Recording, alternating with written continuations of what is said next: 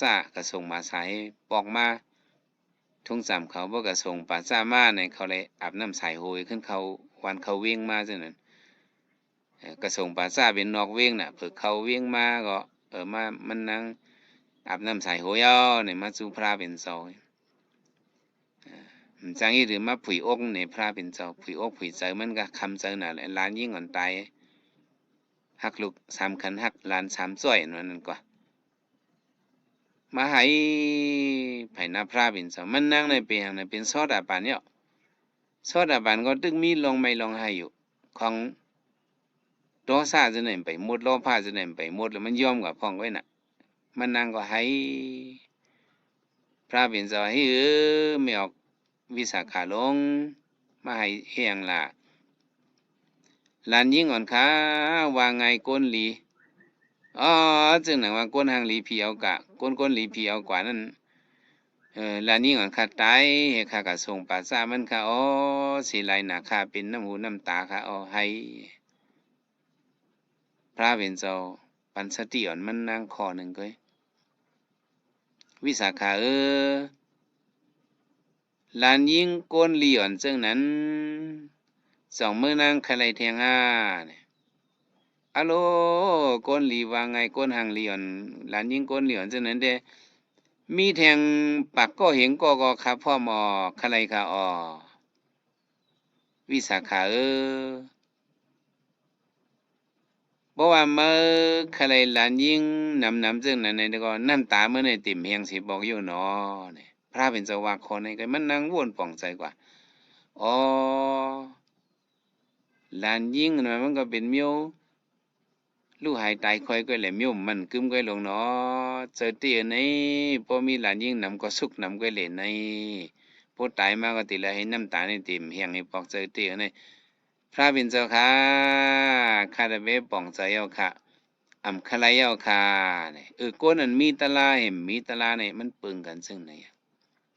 นางวิสาขาเขาเนี่ยเขานั่งเป็นโสดาปันไว้เลยเขามีตะลาไว้เนาะไม่อกกว่า1เก็บ1กำก็พวกขึ้นเอาตะลามาหดปานในน้ำตาลตกไว้นั่นยดกว่ากำเหลียวคำยืนว่ามันเป็นสักยะติที่นั่นน่ะอันเป็นผู้ฤาษีนั้นได้อโลตายกว่าไหนก็สิหลายหลายปีหลายเดือนหลายวันก็ลืมนะคือก็อันมีตะลานั้นมันเปิงกันเหมือนซึ่งก้นอันมีเอ่อเสืออันเฮกังไหลตั้งกัดแหละข้าวกัดก้นอันมีเสือน้ำมันเปิงกันก้นอันมีเสือหนาไหนเหมือนซึ่งก้นมีตะลาก้นอันมีเสือหนาไหนเหมือนซึ่งก้นมีตะลานั่นมันเปิงกันเนาะแหงกัดอันเดมาตุ้มนั่นมันย้อนเปิงกันปุถุสินตั้งอริยะลองไว้วางใจเนี่ยมันเปิงกันเจ้าอันมีตะลาอันเป็นสิตันนุเรามีการหยันอันผู้ปองตะลากว่านั้นเด้เนี่ยหมอเอาตะลาโยนิโสมนสิกะระหมอเอาตะลาใส่ใจเรียกลายใจปันขึ้นเอเป็นมาก็ไผนั้นมันจึงหึงมันขึ้นเจียวเย็นแต่ว่าตะลาอย่าเย็นอันนั้นเป็นเฮาจะว่าตะลาไหนมันวิปัสสนาตะลาไหนมันเป็นยาเกเรใจว่าจังได๋นั่นน่ะเนาะอันลุงตังเกเฮ็ดนั่นน่ะเป็นยาเกเรโตอันพระเป็นเจ้าสกรมะสัพพุทธะพุทธเจ้าฮอมาในเดเป็นตะลายาเกเจยาเกเรใจบ่เมาตะลาเกเรนั่นมันไหลว่าเสือเฮาในเมียวหงเมียวใหม่อันนั้นก็ว่าจังไหนอันเฮาคัดเจอกันตะลาไหนก็บ่เฮาหมอปองเสนติที่3อันนี้สักยะติที่อุสิสติที่สัสสะติที่3อันนี้บ่เฮาเนาะสุดามยะญันเฮาถอมงี้เนี่ยเฮาป่องใส่กว่าย่อเฮาเอาตั้งหัวเนาะกอกปักไปเด